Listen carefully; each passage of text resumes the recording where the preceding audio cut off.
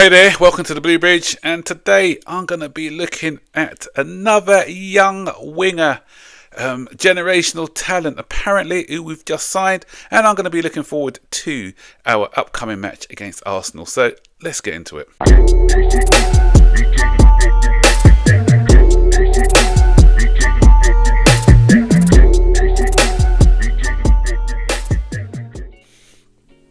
So, out of the blue, I wasn't expecting this news, but it came first thing this morning where it said Chelsea have reached an agreement with Sporting Lisbon to sign Giovanni Cuenda, a 17-year-old winger who stays at a Sporting SCP next season. He joins Chelsea in the summer of 2026. Medicals done, 7-year +1 deal in place for fee between 45 and 50 million euro. Not far off what Manchester United aimed to pay. So that news came out from reliable sources. David Ormstein and Fabrizio Romano both reported it. So we have agreed a deal to sign this exciting youngster. As I said, he's 17, 5'8". I've to be honest, I didn't know a lot about him. I've probably seen him play, but didn't take note of him. I don't really like to watch a lot of football these days. That's what Chelsea has done to me at the moment. But I've done a little bit of digging around and some research, and from what I've seen, and when I say digging around and research, it's not these 2 or 3 minute videos that can make me look like a superstar. And we could always dig out some good moments. You got to see what their game is like over a 90-minute period. You got to look at the good, the bad, and the ugly, so that you can truly judge a player. So while he does look like an exciting talent, for me, Esteval William just got that little bit of edge on him. He just looks like the real deal. This guy looks good. He's good at one-on-one defending. That's Maresco. Is that a sign that Maresco is going to stay because he does like these one-on-one defenders? I mean attackers, sorry, wingers. And but I've watched a few of his other games. Someone did something where he looked at his last 15 dribbles, I think. Yeah, although the dribbles were quite good, but they didn't lead to anything.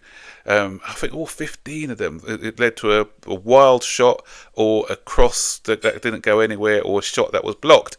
And it reminds me of our own talent that we've got in Tyreek George. We've seen him, blistering pace, good taking on defenders, but he needs to improve his final ball, his end product. And so what we're going to find with this guy is more the same. But the only thing where Cuenda's got it over Tyreek George is that he's playing first team football at the moment, so he's going to have another season on loan basically to Sporting, and hopefully his game will continue to grow, he'll continue to mature, and then when we get him at 18, I believe, he's going to be a more polished player.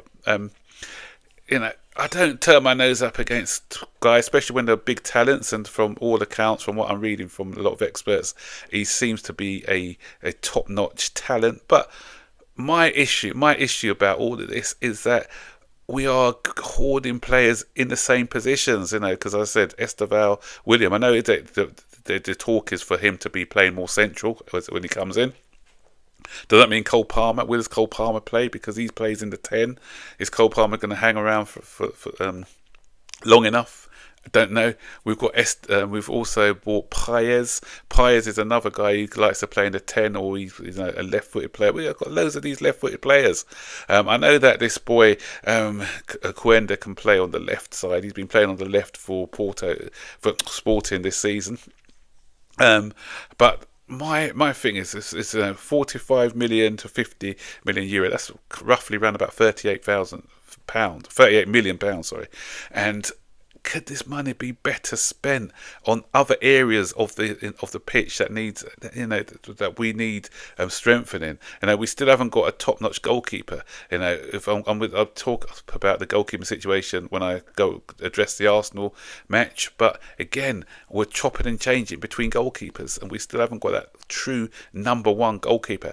We still haven't got a commanding number 9, a box 9, and experienced centre back. Those are the areas that we haven't got. And if we're spending this money for 30 million here, 40 million there, it doesn't give us enough money to address the areas that we need.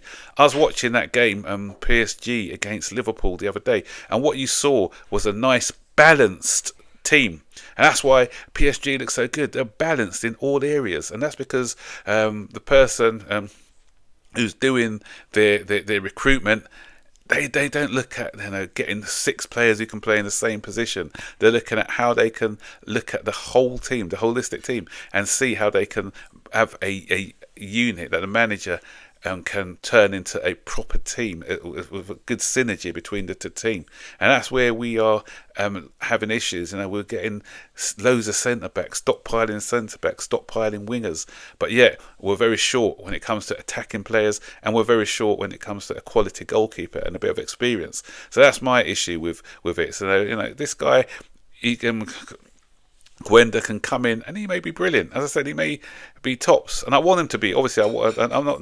I want him to be one of the top players, but we need to plan for the now as well as the future. It looks like we're looking more into the future and not concentrating on what's in front of us, and so that's got to be addressed. And the other thing is, he's one of Mendes's boys. Are we doing lots of deals with Mendes as well?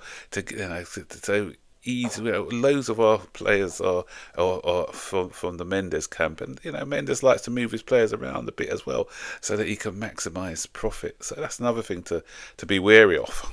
Anyway, if I quickly move on to the match, the Arsenal match, which is going to be played on Sunday. Just listening to the press conference, and what I was saying, it sort of dovetails nicely into some of the questions that the interviewers asked them.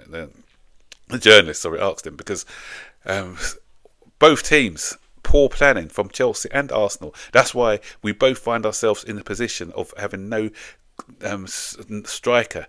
Arsenal should have addressed that situation. If they had brought in a good striker in the summer or even in the January window, then you'll be looking at them challenging for Liverpool. I'm glad they didn't, because I don't want them to challenge for Liverpool. But again, with us, two teams who were meant to be big teams and with big mentality, both of us are not showing that ambition. I keep saying, Aston Villa went out and bought a couple of good strikers or forward players. You can push them further in the Champions League and up the table. But us and Arsenal are both suffering because the goals have dried up. We have got no cover, and it's showing. And the other thing was, he was asked about the goalkeeping situation, and he's come out and now said that Sanchez is his number one. The reason why